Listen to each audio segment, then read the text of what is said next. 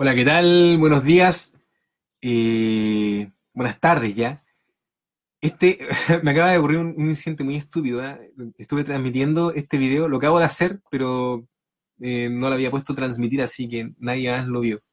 Solamente yo me di un autotutorial. Pero fue bueno porque dentro de todo me sirvió como ensayo. Bueno, espero que estén muy bien. Este es el segundo video que hago de este tipo. Eh, la verdad es que, igual que el anterior, es más bien un ensayo. Yo en algún momento espero quizá crear más tutoriales, pero obviamente anunciarlos con tiempo. Mi idea ahora es contar así muy rápido mi proceso para que más o menos entiendan cómo es que llego a los resultados que llego. Eh, es más o menos parecido al video que hice en la ocasión anterior, pero quizá tiene un poco más de detalle. Desgraciadamente, yo no planifiqué esta ilustración queriendo crear un tutorial, así que muchas de las capas de los procesos que fui siguiendo ya no existen. Hubiese sido bueno haberlas guardado para haberles mostrado un poco. Hoy día no voy a pintar nada. A mí en general me cuesta mucho dibujar en vivo porque mis procesos no son muy determinados. Yo no soy un tipo que agarre el lápiz y me ponga a dibujar y me salga al tiro algo bien, sino que voy con mucho ensayo, con mucho error, corrijo, elimino, boto, borro, etcétera, etcétera. ¿Ok? Pero vamos a comenzar con explicando un poco esta ilustración que seguramente la vieron en mi Instagram, la de la conejita. En este momento todavía no está terminada, de hecho, pero voy a mostrar un poco cómo llegué al punto donde voy, donde de hecho falta bastante poco para terminar. ¿Ya? Yo, por lo general, cuando trabajo haciendo cosas para clientes, dibujo directamente en el computador, pero cuando hago cosas para mí, eh, casi siempre parten en el cuaderno. Porque en el cuaderno me vienen las ideas. O sea, no es que lo esté buscando, sino que cuando me siento a dibujar, de repente como que se me ocurren cositas y las voy garabateando y cuando algo me gusta, lo voy refinando, lo voy mejorando, qué sé yo. ¿Ya? Yo partí en este caso, como decía, partí en el papel, con un dibujo bastante sucio, como pueden ver, un dibujo de línea. Generalmente parto con un poquito de lápiz azul, después valorizo con un lápiz de grafito. Aquí está, insisto, está bien sucio, no me preocupé de limpiarlo. Si yo hubiese querido hacer este dibujo con acuarela, normalmente mi proceso hubiese sido dibujarlo con azul, mucho más sucio por lo general que esto. De hecho, para lo normal esto está como súper limpio, que normalmente dibujo un montón de veces, rayo encima, cambio un brazo, cambio una pierna, cambio una posición de esto, del otro, hasta que algo me gusta. Entonces al final está tan sucio que obviamente no puedo llegar y pintar eso. Por eso por lo general boceteo en papel bond nomás. Y después cuando lo quiero quizá pintar con acuarela, me voy a ese maravilloso instrumento del ilustrador contemporáneo que se llama ventanógrafo, que es la versión pobre de la mesa de luz, y traspaso mi dibujo a un papel distinto, más limpio y qué sé yo, y ahí empiezo a trabajar. Pero este no es el caso, aquí quería trabajar con digital. Quería hacer esto como ejercicio personal, para pasarla bien principalmente. ¿Ok? Entonces, bueno, ahí está más o menos terminado el proceso que hice, pero nos vamos a saltar todo eso para contarles un poco qué fue lo que pasó entre medio. ¿Ok? Bueno, yo pasé, escaneé esta ilustración, le bajé la opacidad y la fui calcando hasta que al final llegué a esto, que es más o menos lo mismo. Está un poquito más limpio, un poquito, porque tampoco está así como tan refinado. Tampoco me preocupa tanto que sea tan refinado, porque la mayor parte de estas líneas van a quedar cubiertas al final con el color. En este punto, todavía puedo ir tomando algunas decisiones, como fue en este caso, por ejemplo, que si se acuerdan, la ilustración original o el sketch original tenía las piernas juntas, pero el personaje se sentía un poco desbalanceado. Se ve como que se fuese a caer a la izquierda, así que aproveché al final de mover esta pierna un poco más hacia la derecha, la dejé obviamente más estiradita, y así podemos tener la sensación de que el personaje está más estable. ¿Ah? Se ve aquí una composición más triangular, Y como sabemos, el triángulo es la figura más estable de todas. Así que a partir de ahí ya me empecé a preocupar del color. Por lo general, comienzo mi proceso de color determinando un color predominante. Cuando tuve ocasión de pintar con óleo, aprendí este proceso que le llamábamos ahí de magro a graso, donde partes con la pintura muy diluida y por lo general con el color más predominante en la ilustración, y que yo en mi caso particular por lo general también elegí el color de la sombra, el color más oscuro de la sombra. Y después de eso iba gradualmente aclarando la paleta hasta llegar a los tonos más claros. ¿Okay? Mi tono más oscuro es el violeta en este caso que ocupé. ¿Ya? Entonces todo va a tener un tono violeta. Pero me estoy adelantando un poco. Antes de ese proceso, lo que yo hago, o mi manera de trabajar, yo no estoy diciendo que esto sea la verdad, por si acaso, y no es la única manera de trabajar, es la mía. ¿Eh? Son las ideas a las que yo llegué a partir de lo que he ido haciendo con el tiempo, de lo que he ido aprendiendo de otras personas. También me he tomado algún curso, también veo tutoriales de vez en cuando, y a veces trato de copiar lo que hacen los demás cuando más o menos entiendo lo que están haciendo. ¿Okay? Antiguamente yo pintaba directamente con color, pero con el tiempo me di cuenta que trabajar con grisalla era un proceso que me ayudaba a tomar decisiones de manera más inteligente durante el camino, que me ayudaba a pensar mejor, a proyectar mejor cómo iba a ser el resultado final desde el principio. ¿Ok? Así que luego de haber determinado esto, de haber hecho este trabajo de línea, apliqué estos grises que están acá. Si se dan cuenta, estos grises no están tan elaborados. O sea, desde ahí, claro, se ve bastante bien, pero si lo acercamos, está muy manchado, está muy desprolijo. Entre comillas, porque bueno, también conozco ilustradores que con esto ya bacán, se sienten listos. Pero a mí no me pasa, yo soy medio mañoso en ese sentido. Y no es que no me guste un trabajo más impresionista, no es que, de hecho, me encanta, pero a mí me da por detallar, hasta que las cosas, por pulir cada vez más. ¿No? Pero para mí, claro, dentro de lo que yo espero como resultado final, esto todavía se ve desprolijo. Esto, como dije, es solamente grises. En esta etapa, aprovecho de tomar las decisiones que tienen que ver con la iluminación general. O sea, determino, por un lado, que algunas áreas van a ser más oscuras que otras, pero sobre todo, determino o tomo decisiones como de dónde viene la luz. En este caso, por ejemplo, que está un poquito hacia la izquierda y arriba, hacia abajo, ¿cierto? Entonces, si sé que la luz viene de arriba y en diagonal hacia esta dirección, voy a saber que obviamente las áreas superiores van a estar más iluminadas que las inferiores en todas las partes del personaje. Y que además, algunos objetos, como incluso aquí mismo el interior de la orejita, proyecta sombra sobre este otro espacio, o que la cabeza proyecta sombra sobre el tórax, o que la faldita proyecta sombra sobre la pierna, y que la valija proyecta un poco de sombra sobre la pierna también. Entonces, este tipo de decisiones las tomo en esta etapa. Luego sí, como decía hace un momento, aplico esta capa con este color general y le doy la propiedad de color. ¿Ok? Entonces queda todo coloreado de este violeta.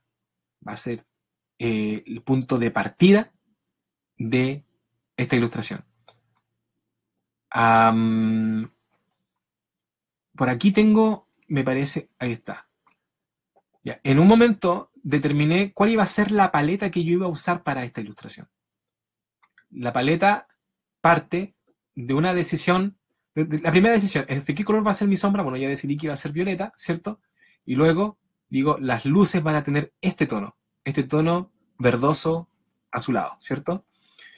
Y luego de tomar esa decisión de que mis sombras van a tender al violeta y de que mis luces van a tender a este verde, empiezo a decidir cuáles van a ser los otros colores predominantes dentro de esta ilustración. Y cuando determino estos colores que van a estar predominantes dentro de mi ilustración, procuro no alejarme demasiado de estos dos colores. Entonces uno puede decir, claro, esto es muy distinto de eso, pero este tono, yo por ejemplo, significa que las zonas rojas se van a ver así, de este tono, y este tono tiene mucho de este tono, ¿ok? Este no es un rojo puro, sino que tiene también violeta. Ahora, ¿cómo hago yo para tomar ese tipo de decisión? Bueno, para que me resulte fácil, esta es una pillería, yo no sé si estará bien o no hacerlo, ¿eh? Pero es lo que yo hago. Si yo sé que voy a tener un área más o menos roja en la sombra, entonces procuro, como ven aquí, buscar ese rojo no muy lejos del violeta que estoy usando, ¿ya? Si procuro no irme por los taros, o sea, no voy a ocupar ese color, por ejemplo, ¿ya? Si quisiera un verde. Entonces procuro no alejarme demasiado. A veces incluso, para estar como más seguro, no sé, si quiero ocupar un color que a lo mejor se aleja un poco de estos dos colores, si quiero ocupar ese naranja, lo que puedo hacer es, ok, sé que quiero que, no sé, que el sombrero sea naranja. Y sé que quiero que sea naranja más o menos oscuro porque es la zona de la sombra. Entonces, además, lo mezclo con este violeta, agarré el violeta, no sé, se dieron cuenta, puse el naranja, medio café, lo pasé por acá y en el punto donde estos dos colores se mezclan, aparece cierto un tercer color y a lo mejor este es más cercano al color de esa sombra que yo quiero. A veces igual lo retoco un poco porque para que no se me ensucie demasiado procuro ir saturando un poquitito los colores que me van resultando de estas mezclas. Entonces a lo mejor va a ser este el color que yo voy a usar para ese naranja en esa sombra.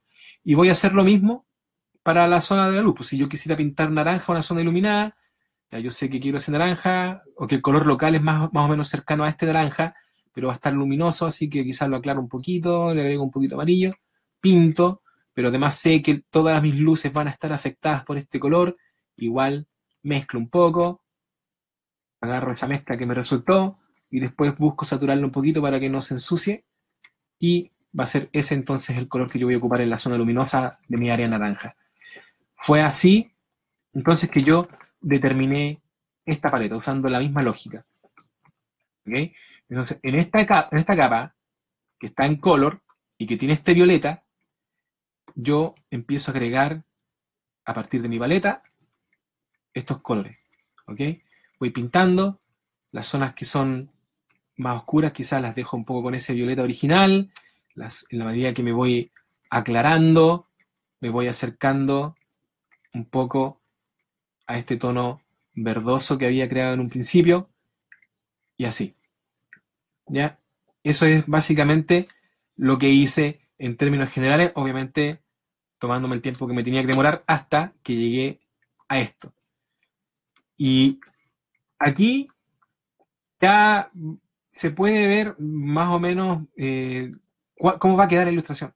O sea, ya aquí están todos los colores que yo voy a ocupar en mi ilustración, los fui todo tomando de esta paleta, los fui poniendo aquí. Si se dan cuenta, no hay áreas donde yo dije, ok, el color local de esta coneja es a lo mejor un amarillo blanco y le puse amarillo blanco a todo, sino que las zonas que tienen sombra tienen este tono que está más oscuro, más mostaza, este ocre en las zonas intermedias, las zonas luminosas ya se acercan mucho más a este verde, quizás con un poquito de mezcla de eso también. De hecho aquí podemos ver cómo es, más bien cercano al verde. Y las zonas que están en la oscuridad ya tienen harto más violeta, de este mismo violeta que está acá, resultó de la misma mezcla. Entonces, generalmente ninguna superficie tiene un solo color, ninguna superficie tiene un solo tono, sino que hay un montón de tonalidades conjugándose, e incluso a veces, quizás no lo hice tanto en esta, pero igual un poco. Cuando son ilustraciones más complejas, también tomo en consideración que el mismo espacio y las mismas formas, los mismos objetos que están alrededor también van a afectar la iluminación de mi personaje.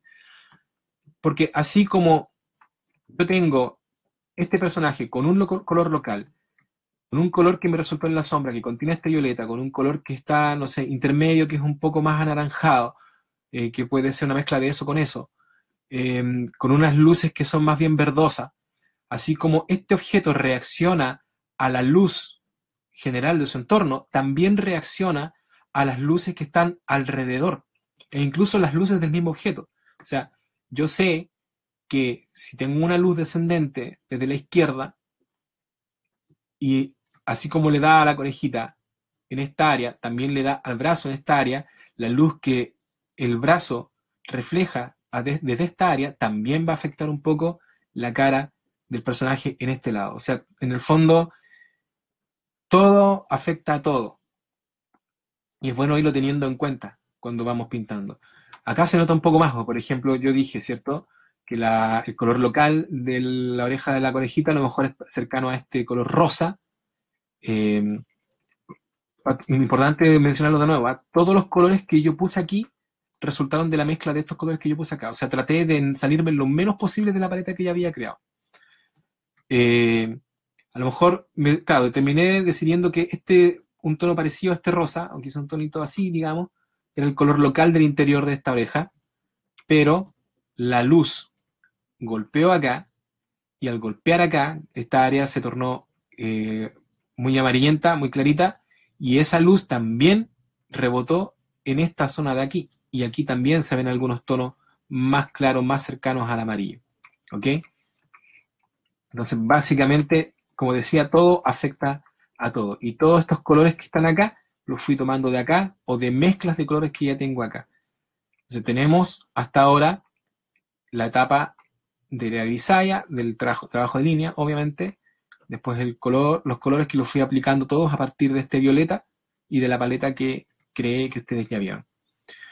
Yo no sé si ustedes se han dado cuenta, pero en Photoshop, cuando tú tienes dos capas y te pones entre medio de las dos y aprietas la tecla Alt, aparece ese simbolito.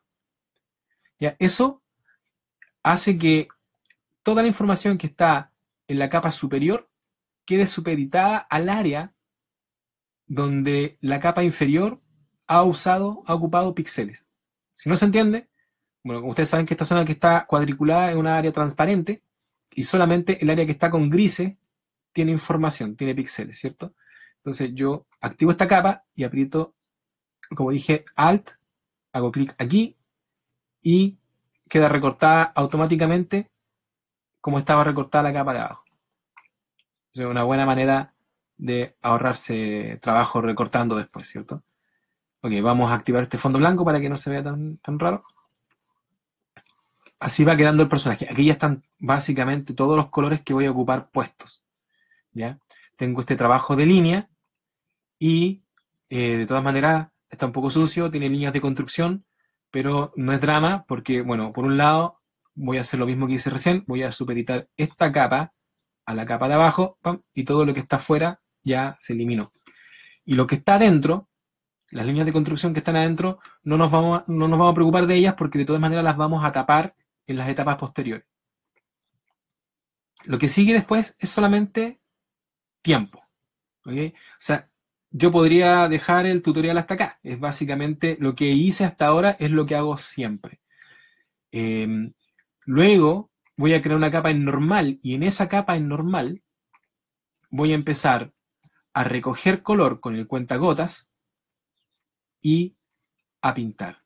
Voy a ir pintando.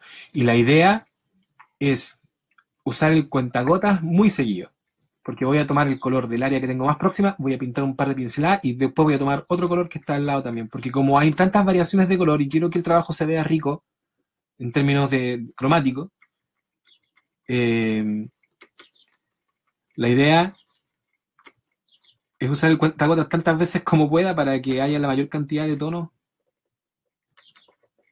en la ilustración.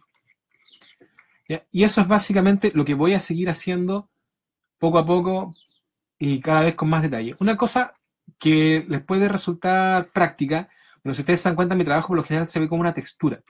Eso es porque uso un pincel texturado. Y el pincel es súper sencillo. El pincel me lo enseñó un amigo, profesor. Es el pincel clásico de Photoshop. El primer pincel que aparece. ¿Ok? Este, ¿cierto? A este pincel le voy a dar 100% de dureza, así que va a quedar así. Y además de eso, bueno, voy aquí a transferencia y le voy a poner presión de la pluma en variación de la opacidad y también en variación de flujo. ¿Ok?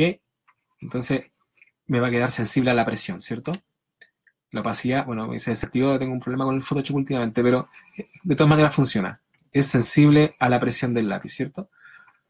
Me voy donde dice forma de la punta del pincel, aplano este pincelito, bueno, por general lo inclino un poco también, y aquí donde dice textura, me voy a la última textura que me está ofreciendo Photoshop acá, que es como una especie de piedrecilla, y edito este pincel hasta el punto en que me guste, así de sencillo. Aquí, por ejemplo, ya se alcanza a ver la textura, puedo variar la escala de la textura, yo lo ocupo más o menos chiquitita. Igual el tamaño, los settings de la textura los voy cambiando durante el mismo proceso.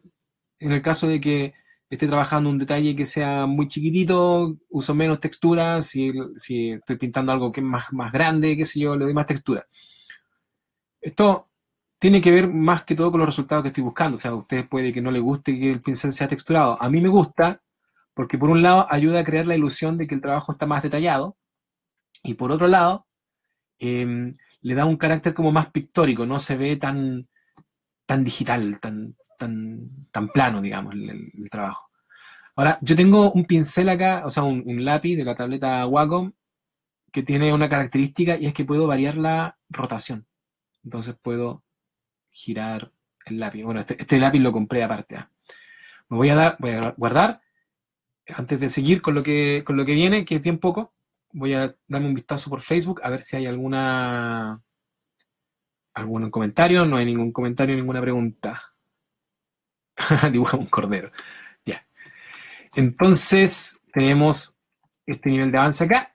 Y como dije, lo que venía ahora es solamente ir poniendo, ir enfatizando los detalles. Entonces, voy tomando color de lo que ya hice. Voy tomando el color de acá y voy pintando. Y así. Tomando siempre del área más próxima, ir completando. ¿Okay? Aquí casi no se nota lo que estoy haciendo porque la textura me quedó demasiado texturada. Si es que existe esa expresión. Y así, voy agregando cada vez más detalle, voy trabajando cada vez más la figura hasta que finalmente llego a eso. Bueno, incluso esto todavía no está terminado, o sea, aquí es donde yo voy hoy día, pero creo que es suficiente como para explicar el proceso. Cuando esté terminada la ilustración, obviamente la voy a subir, pero no es mucho más. O sea, parto del trabajo de línea, luego sigo con este color general, que en este caso fue en violeta, creo mi paleta, pinto y después en una capa superior empiezo a refinar texturas, a refinar detalles, a definir con mejor calidad el trabajo final. Bueno, a mí me gusta mucho, soy muy detallista, entonces me gusta mucho que mis dibujos aguanten ser vistos a corta distancia. Y es eso en términos generales. Ahora, para cerrar, es importante mencionar que yo pienso que un dibujante, y este es mi punto de vista, cada cual tiene el suyo, yo creo que una de las habilidades principales de un buen dibujante, y no estoy diciendo con esto que yo sea un buen dibujante, pero sí es lo que pretendo, no es sabérselas todas, sino ser un buen observador. Y por lo mismo también considero importante que no todo, saber que no sabes todo, o sea, saber que no sabes todo y no recurrir constantemente a tu imaginación o a tu memoria para resolverlo todo, sino que de vez en cuando tienes que mirar cosas que te van a ayudar a hacer mejor tu trabajo. ¿Ya? Yo aquí, en el mismo dibujo, fui dejando algunas referencias que fui ocupando durante el proceso. Tengo aquí una carpetita, por ejemplo, yo, independiente de que esto sea una idealización con características antropomórficas, eh, miré fotitos de conejo, no las usé directamente como referencia porque no quería que se viera como eso, obviamente. No es nada cute esa cara. Bueno, para un conejo sí, pero no para este personaje. Pero claro, ver una foto de un conejo me ayuda a darle una dirección a lo que voy a hacer. ¿Ok? Mirar, por ejemplo, fotos de vestiditos bonitos, qué sé yo, para ver cómo se comportan un poco los pliegues, cómo la luz se distribuye alrededor de ellos. También me va a servir. eh, bueno, aquí directamente estuve mirando un poco cómo se plegaba la oreja del conejo para interpretarlo a mi pinta. Obviamente al final siempre termino haciendo todo a mi pinta, pero tengo un punto de partida. Bueno, la paleta ya la vimos. Estas flores las usé como referencia muy directa para hacer el fondo, que aquí no se vio, pero después voy a activar esa capa. Aquí hay otro vestidito, también lo mismo, para ver cómo se comporta un poco la luz respecto de los pliegues y qué sé yo, cómo se pliega incluso el vestido.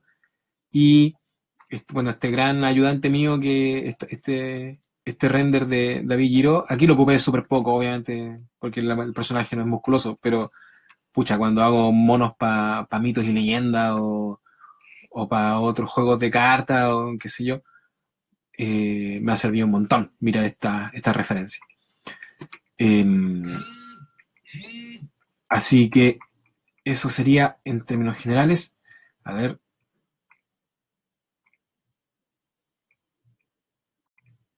Aquí, bueno, originalmente iba a hacer esto con fondo. Bueno, de hecho lo estoy haciendo con fondo. Mi idea es que al final, cuando esté listo, tenga este fondo. Pero no hay mucho que explicar respecto a esto porque ya lo expliqué todo. O sea, es exactamente lo mismo. Partí de un área violeta, el mismo violeta que ocupé para la conejita, y después fui pintando y agregando detalle. Todavía falta mucho, aunque como había reflexionado hace un rato atrás, la verdad es que me gusta cómo se ve así, tan manchado. Pero de todas maneras, por maña, creo que igual le voy a agregar un poco más de detalle para que se vea eh, más refinado el resultado final. Pero es más o menos lo mismo, o sea, partí del violeta, partí de la misma paleta, exactamente la misma paleta que vieron antes. De hecho, aquí todavía está registrada, estos mismos colores que están acá, y los fui mezclando y poniendo uno por uno. También partí de una grisalla, aquí ya no se nota porque, o no lo hice, no partí, no parece que no partí. No, para el caso del fondo, no lo hice. Pinté directamente con color. Pero para el caso de la conejita, sí, para la conejita ocupé grisalla. Y eso básicamente, como dije, falta todavía un poco de detalle, falta que agregar los pies, quizás las chalitas, y obviamente la valija le falta harto detalle, pero no es mucho más que esto. O sea, este es más o menos mi proceso siempre, por lo menos durante el último año, porque la verdad sea dicha, cada vez que aprendo algo nuevo, lo incorporo. Eh, y mi idea es que durante 2018 aprenda muchas cosas nuevas. Eso sería todo, mis queridos amigos. Que haga una muestra con sombras. Ah, bueno, a mí me faltó explicar hace un rato atrás que en una versión anterior de este video que no subí, sí lo había explicado, que me parece a mí súper importante dejar en claro que yo nunca, no sé, creo que lo expliqué, yo nunca ocupo negro para las sombras. O sea, obviamente en la etapa donde yo hice la grisalla, usé solamente tonos de gris, pero lo primero que hice, antes de ponerme a poner color, fue aplicar violeta a todo y después apliqué color, ¿cierto? Precisamente para que de esa manera las sombras más oscuras quedaran violeta, porque nunca dejo las sombras negras y nunca dejo las luces blancas, o sea, yo evito esos dos extremos, y es que de hecho en la vida real es muy difícil encontrar áreas que tengan negro absoluto o blanco absoluto. El entorno, los colores del entorno, de la luz, de qué sé yo, siempre están afectando las superficies. Entonces es muy difícil que tú veas algo que sea realmente negro. No digo que no existe, ¿ok? De hecho, por ahí hace tiempo vi que unos físicos habían descubierto una materia que absorbía casi el 100% de la luz. Pero en nuestra cotidianeidad, es muy difícil que nosotros encontremos objetos que absorban el 100% de la luz o que reflejen el 100% de la luz. Así que por lo mismo yo evito usar blanco absoluto y negro absoluto. ¿Ok? Y además, en la sombra, una vez que ya coloreé el área de, o sea, la capa de tonos, donde van a estar mis tonos, ya decidí que mis sombras van a ser violetas, ¿cierto? Y de ahí voy subiendo, subiendo, subiendo hasta llegar a lo más claro. Y nunca también ocupo negro o mezclo mis colores con negros porque se ensucian y se ven feos. O sea, sé que esto es muy subjetivo, es una opinión en el fondo. ¿Ok? Hay un criterio de valor. Pero yo siento que se ve feo. Bueno, se ve sucio. Eso sí es más o menos más universal, ¿cierto? Se ve sucio el color cuando lo mezclas con negro. Entonces evito mezclar el color con negro. Entonces mis tonos más oscuros, incluso aquí el trabajo de línea, ¿ah? Es violeta. Nunca llego a negro. ¿Ya? Entonces es eso básicamente. Y, y es eso. Yo, como dije, voy a seguir aplicando tonos después. Espero que les haya gustado este pequeño repaso de mis procesos. Espero pronto también subir la imagen terminada. Y si tienen alguna consulta, eh, me la pueden dejar aquí en los comentarios. De hecho, ahí me estaba preguntando Nonani si le puedo agregar unos pelitos. Podría agregar unos pelitos. Ahí vamos a verlo. Y eso, pues compañeros, espero que les haya gustado. Un gran abrazo a todos y muchas gracias por acompañarme.